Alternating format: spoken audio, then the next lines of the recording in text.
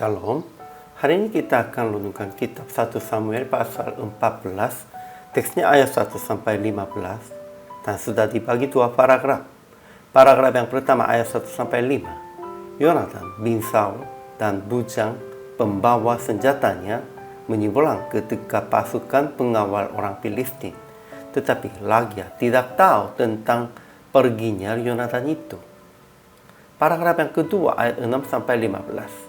Yonatan memohon tanda yang Tuhan menyerahkan pasukan Filistin ke dalam tangannya dan mengerti tanda dari perkataan pasukan Filistin. Jadi Yonatan membunuh kira-kira 20 orang Filistin. Kesimpulan hari ini, pada suatu hari Yonatan bin Saul dan bujang pembawa senjatanya menyeberang ke dekat pasukan pengawal orang Filistin. Tetapi Saul dan rakyat Israel kira-kira 600 orang banyaknya tidak tahu tentang perginya Yonatan itu.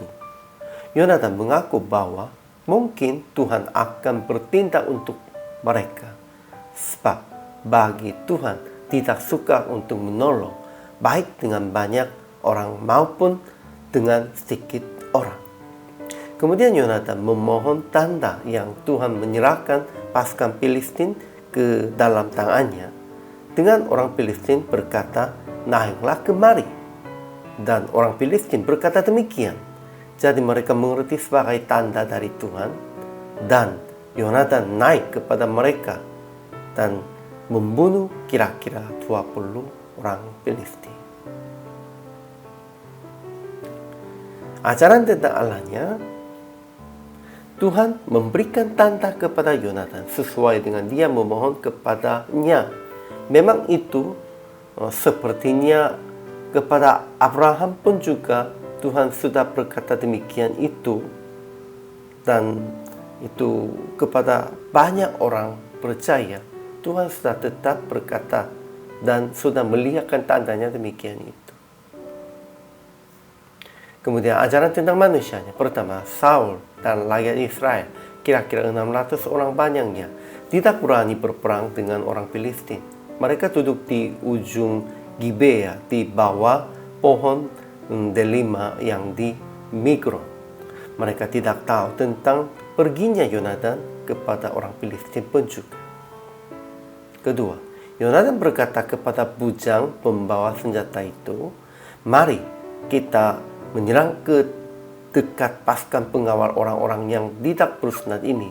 Mungkin Tuhan akan bertindak untuk kita, sebab bagi Tuhan tidak suka untuk menolong baik dengan banyak orang maupun dengan orang sedikit. Dan ia memohon tanda yang Tuhan menyerahkan pasukan Filistin ke dalam tangannya. Dengan orang Filistin berkatanya, naiklah kemari. Ketiga, ketika orang-orang Filistin melihat Yonatan dan bujangnya, mereka menghina dengan berkata, naiklah kemari. Sebenarnya kata itu menghinanya, tetapi mereka mengerti itulah tanda Tuhan. Dan itu menjadi tanda bagi Yonatan. Jadi Yonatan naik kepada mereka dan membunuh kira-kira 20 orang Filistinnya. Kemudian aplikasi hari ini. Pertama, jangan melihat jumlah banyak. Itu tidak berarti di hadapan Tuhan. Jumlah banyak pun, jumlah sedikit pun, ya itu tidak.